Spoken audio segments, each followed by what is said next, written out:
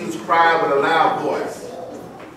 He said, Eli, Eli, lama sabachthani. I want y'all to say that with me. Eli, Eli, lama sabachthani. Eli, now those of you that didn't say it, try joining us this time.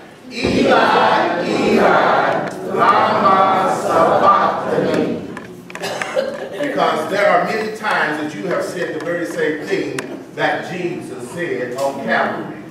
You didn't say it in Latin. In Latin, it's Eli, Eli, lama sabachthani. In English, it's my God, why hast thou forsaken me? You see, my brothers and sisters, I don't have to know you personally, but the Spirit knows you well enough to know. There have been times in your life that you thought God had left you. It's only because you have known what it was that you had done, and you knew where your walk was with Him. You knew that you wasn't right with Him, but you in your spirit have cried out to Him in the same manner. We want to look now at what was happening to Jesus for Him to say, my God, why hast thou forsaken me? We have to go all the way back to where we was talking about, are you saved? One of the purposes for Jesus was for Him to come down here and to redeem us from our sins. Because men had been sinning. They had been sinning just as bad as you've been sinning. Anybody been sinning? Okay, don't admit it. God knows you. You've been sinning. And He's saying to us right now that at this particular time, when He cried out, He had the whole sins of the world upon Him. Amen. Now, there are several ways that we can analyze this and look at this, but if you could just imagine me being Jesus, and here's the sins, and the sins were all over me. Now, Jesus was not accustomed to sin because He lived a sinless. Do you understand that? Yeah. You didn't know what sin was like. Hello, somebody. But now He has gotten acquainted with something that He had never known. Because the sins of the world came upon Him and they covered Him. Amen. Now, did that change Jesus? That didn't change Jesus, but that changed His relationship with His Father. Yes. Wow. Somebody didn't get that. Wow. You see it, when I sin, see, I put it on me now, they say you. Because I do sin. There are sins I do that I don't even know I sin. Amen. But when I sin, what I do is I put something between me and the Father that stops me from having a relationship, a good relationship with the Father. Oh, y'all don't understand. Give me a sister walk. Y'all don't understand that, but you understand this. Sister Walker today is my wife. I just wasn't role playing. Today she's my wife, and we're married. Now, I can put something between us to hurt our relationship. I go out and I play around with Sister Diamond. You have to be close. Don't worry.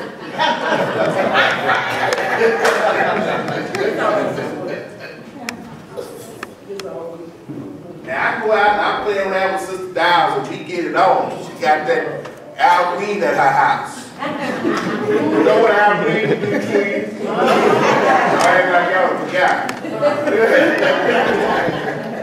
And things happen. All right? So, then I go back home, and I can't be the same. No, you don't even know nothing about it. You don't know nothing about it. But my relationship will change because she doesn't know anything about it. It's changed because I have put something between me Jesus that's in me can't work well with her because of what I have. Hello? So it's the same thing that when he was on the cross, when the sins of the world came on him, it changed his relationship.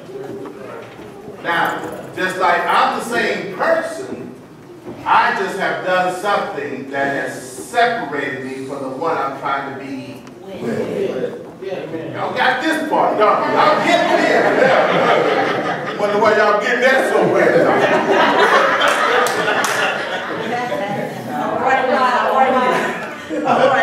But you need to understand this.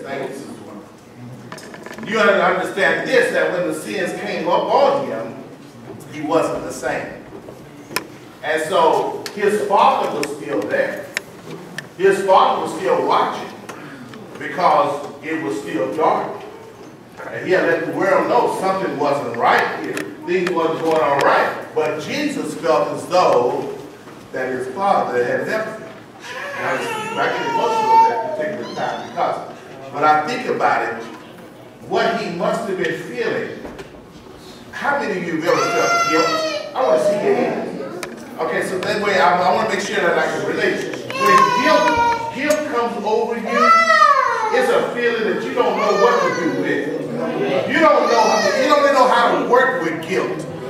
Guilt makes you angry at everybody else when actually you're angry at yourself. So here he was dealing with the sins of the world, and he couldn't deal with them alone.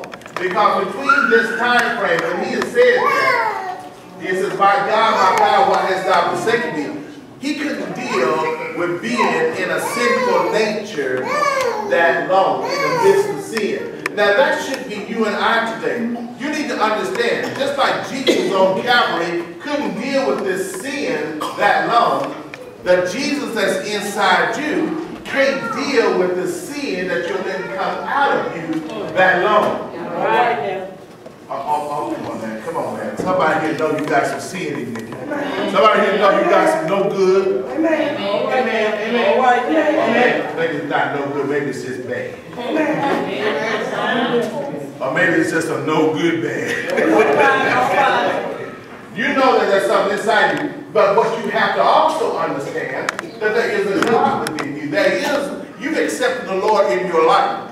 Am I right? So now, he's in your life, and he's working hard to try to come forth, to be resurrected. He's working hard because right now, he's in a dead person. Because the Satan is having his way in your life. I've had Satan have his way in my life. When I was out to the nightclub, I was wanting Satan to have his way. All right. Because Jesus wouldn't do what I wanted to do. Y'all don't understand.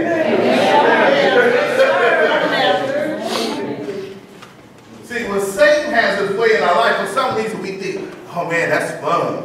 I'm going to have some fun. Oh, I got Satan with me? Man, let's party. Turn the roof off. What's the word of that song? Oh, that's all right. Don't say those words. When I thought I was doing that party, I didn't think I was taking Jesus with me. I didn't think I was taking it, but Jesus was saying, I told you I would never leave you nor forsake you. How is you going to take me somewhere when I'm already there? All right. All right. So that's where our mindset, I didn't have my mindset right, and I didn't realize he was already there. So this is what he's trying to get you to understand. Jesus that's inside you, I wish you could reach inside you and pat him on the head and say, I'm sorry. Because I'm sorry. You need to have a contrite heart because he's trying to come out. And you act like the only thing you can do is have a volcano, get mad, blow up, let the lava bury him some more. Come on now, y'all. Am I that far away? No. See, when you explode, you let all the anger and all of the carnalness come forth. And when that comes forth, then you start to spew out that lava. I'm sure glad y'all don't spew out lava. Y'all be trying to bury somebody when you get lava.